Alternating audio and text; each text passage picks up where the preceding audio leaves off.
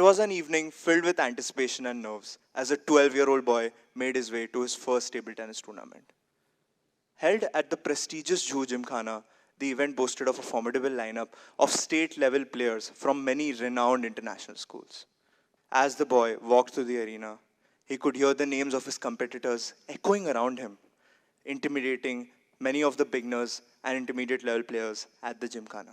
Yet, the young boy remained unfazed. With only words of encouragement from his mother and his coach echoing in his mind, he approached the tournament with unwavering confidence. In his first round, he breezed through with ease. His opponent, an intermediate level player, stood no chance against the boy's sheer determination and self-belief. However, in the second round, fate dealt him a tougher hand. His next opponent was none other than Ronak Singh, a popular Maharashtra level player known for his exceptional skill on his table. Unaware of Ronak's reputation, the boy approached the match with the same zeal, spurred on by his friend's assurances that Ronak was just another average player. To everyone's surprise, the boy secured victory in the first two matches against Ronak. But in the third match, the atmosphere shifted. The teachers and coaches surrounding Ronak flooded the arena, providing guidance and expertise with each serve and shot being played. It was then, looking at the crowd, at that moment, the boy realized the magnitude of his opponent's skill and reputation, and the fact that he was playing an opponent who had not only practiced for months like the little boy, but for years. Unfortunately, despite the boy's valiant efforts, he was no match for the onslaught of Ronak's expertise. Losing 3 consecutive matches in a row, the boy was knocked out of the tournament, and his journey in the tournament came to an end. Although the boy lost the battle, he took with him an insightful life lesson, a lesson that only failure can teach us: the power of self-belief in influencing our lives. The boy in this story is none other than myself. This is an actual photo from 6 years ago, and yes, that is me, and the person in front of me is my opponent in my first table tennis tournament. My name is Ashwat Sureka, and the purpose of the story is simply the power of manifestation and self-hypnotization.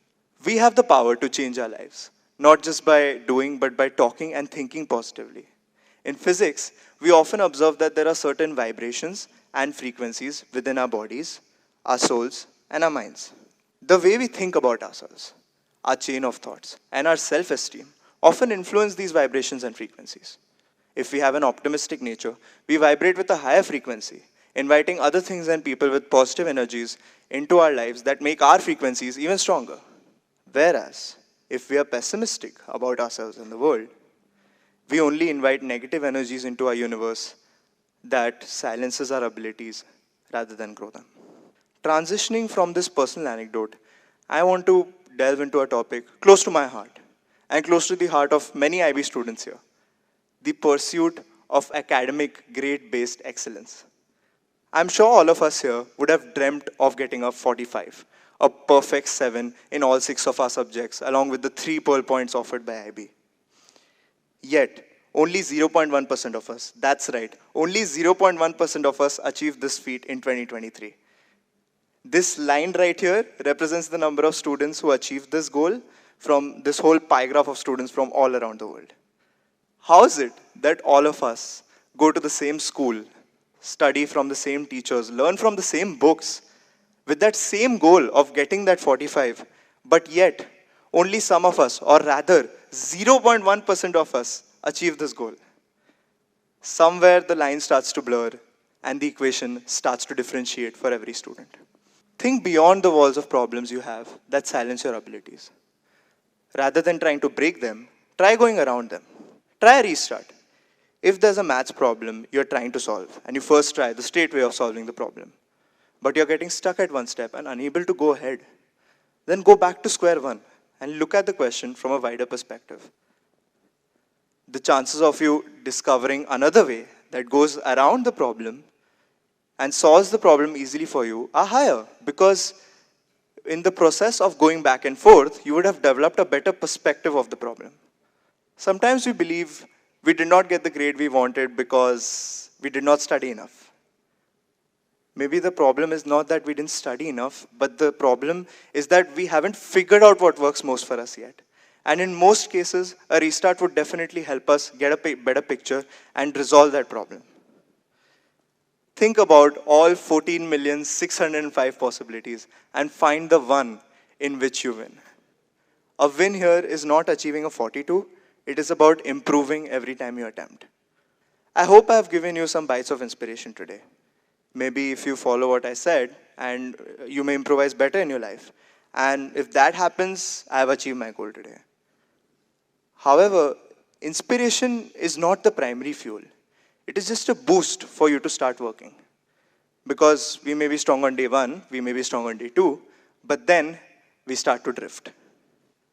Distractions surrounds us, the unexpected surrounds us, and then we find ourselves doom scrolling for 24 hours a day, overwhelming our brain with dopamine that only lasts for a short term.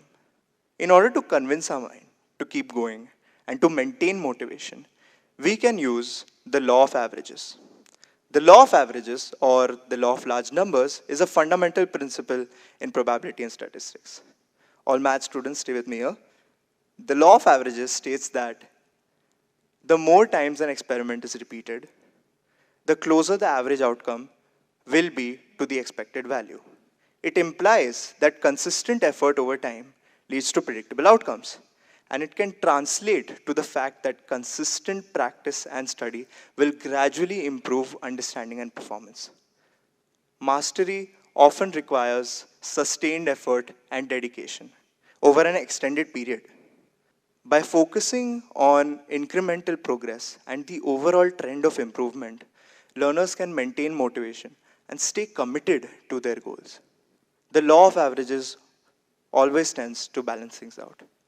Whenever we ought to learn any new complex concept in subjects like mathematics or physics, it can often get very overwhelming, which eventually leads to low confidence levels, and we fall into the cycle of procrastination. However, the Dunning Kruger effect is here to save us. The Dunning Kruger effect helps us to understand this problem and allows us to effectively solve it, so that learners can continue on their journey rather than giving up midway. Allow me to demonstrate the confidence versus competence graph. We all start at point A, at the peak of Mount Stupid, where we do not know much, but our confidence levels are high, which is why we started learning the concept in the first place. But then as we go ahead on our journey, we realize there are many more complex concepts which we do not know about. And that leads to low confidence levels. And we enter the stage called as the valley of despair. This stage is the most difficult to get out of, and this is the stage where most learners give up on their learning journey. However, the Dunning-Kruger effect shows us that if we keep going and we cross this stage, we will reach a stage called as the plateau of sustainability. This is the most comfortable stage for every learner, and this is where we can most comfortably progress in our lives.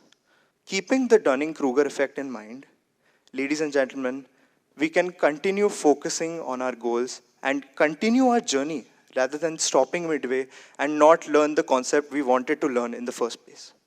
Nothing is impossible is a great quote, but I think it is incomplete. Nothing is impossible as long as we think and believe we can do it. Many individuals here treat their lives as a walled garden.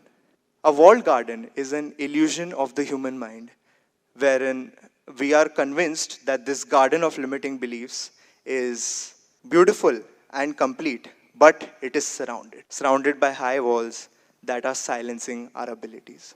Our mind inherently prevents us from climbing above these walls because it is too comfortable in this garden and is afraid to step into the unknown and face the infinite pool of possibilities that lies beyond these walls. This is why we often need to push ourselves and get out of our comfort zone to do something awesome, such as skydiving or putting great moves in a party or beating a more skilled table tennis player in a tournament or doing this TED talk. So, ladies and gentlemen, keeping the Dunning-Kruger effect in mind, the law of averages, and the power of manifestation and self-hypnotization, we can step into the unknown. Because into the unknown is where we will truly thrive and achieve greatness in our lives. Thank you. Go break some eggs.